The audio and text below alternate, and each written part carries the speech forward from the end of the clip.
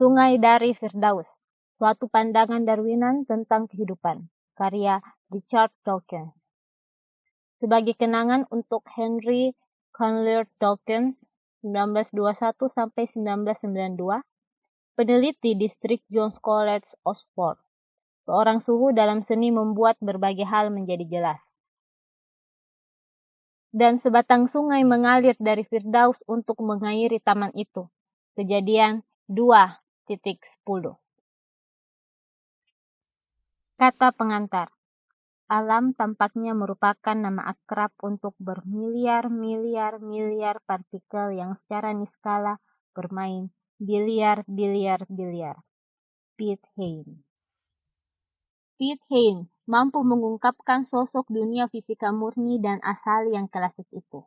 Namun, ketika pantulan-pantulan biliar atomik secara kebetulan menimbulkan sesuatu yang tampak bersifat polos, terjadilah peristiwa yang sangat penting di alam semesta. Sifat itu adalah kemampuan menggandakan diri sendiri, self-replicate, artinya sesuatu itu mampu menggunakan materi di sekitarnya untuk membuat salinan yang persis sama dengan dirinya, termasuk salinan kesalahan-kesalahan kecil yang bisa terjadi dalam proses penyalinan. Yang terjadi kemudian setelah peristiwa mengagumkan itu, dimanapun di alam semesta, adalah seleksi Darwinan. Dan dengan itu timbullah pertunjukan semarak yang di planet ini kita sebut kehidupan. Tidak pernah terjadi sebelumnya begitu banyak fakta dijelaskan dengan begitu sedikit asumsi. Teori Darwin tidak hanya memiliki kemampuan yang sangat hebat untuk menjelaskan, bahwa penjelasan itu dilakukan dengan bersahaja, benar-benar mencerminkan keanggunan yang perkasa. Satu keindahan puitis yang melebihi dongeng-dongeng penciptaan paling memukau sekalipun. Salah satu tujuan saya menulis buku ini adalah memberi pengakuan yang pantas terhadap kemampuan mengilhami yang terkandung dalam pengertian modern kehidupan versi Darwin ini. Barangkali terkadang lebih banyak puisi dalam diri Hawa mitokondria daripada versi aslinya. Ciri kehidupan tersebut yang dengan ungkapan David Hume paling memukau barang siapa yang pernah memikirkannya adalah kerincian rumit yang jadi sarana bagi mekanisme-mekanisme yang oleh Charles Darwin disebut organ-organ yang teramat sempurna dan muskil, untuk mencapai apa yang tampak seolah-olah merupakan tujuan. Ciri lain lagi terdapat di kehidupan duniawi yang memukau kita itu adalah keberagamannya yang bukan main. Bila diukur dengan jumlah spesies, lebih kurang ada puluhan juta cara yang berbeda untuk hidup. Satu lagi tujuan saya adalah untuk meyakinkan para pembaca saya bahwa cara yang berbeda untuk hidup sama artinya dengan cara mewariskan kalimat-kalimat bersandi DNA bagi generasi masa depan.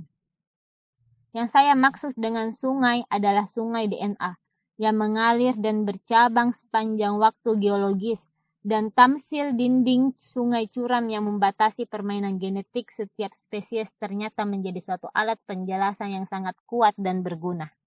Dengan satu dan lain cara, semua buku saya ditujukan untuk menguraikan dan menjajaki kekuatan teori Darwinan yang tak habis-habis.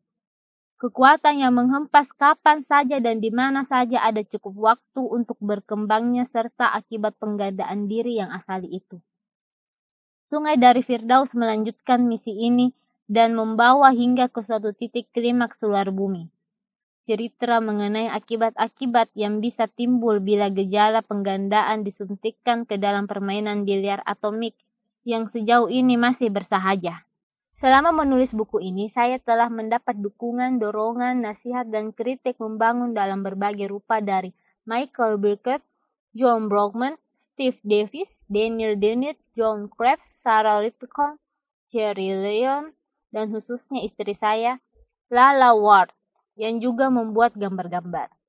Sejumlah paragraf di sana-sini ditulis ulang berdasarkan artikel-artikel yang telah terbit di media lain. Bagian-bagian bab 1 mengenai sandi-sandi digital dan analog didasarkan pada artikel saya dalam The Spectator 11 Juni 1994.